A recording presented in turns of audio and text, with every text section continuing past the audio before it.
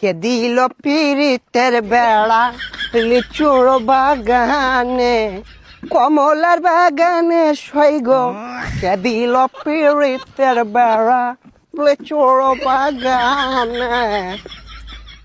এ ভাইছে ভাইছে কি অবস্থা, ভালো আছো ব্রাদার?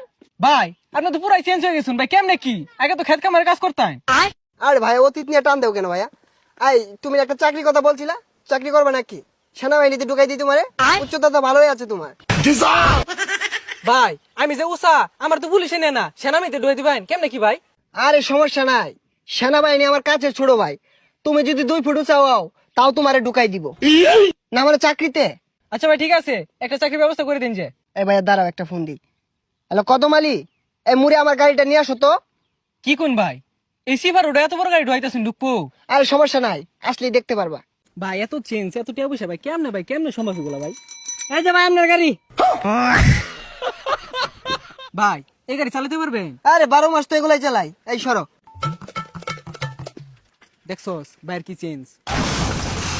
এ ভাই ভাই ভাই এ ভাই ভাই ভাই ভাই ভাই উঠেন ভাই। না সমস্যা নাই, এই ঢাকা শহর রেস করি তো, এখানে ফাঁকার উঠপায়া গাড়িটা একটু পাকার দিকে চলে গিয়েছিল। এই তোমরা এক কাজ করো, গাড়িটা গ্যারেজে পাঠাই দাও, সমস্যা নাই।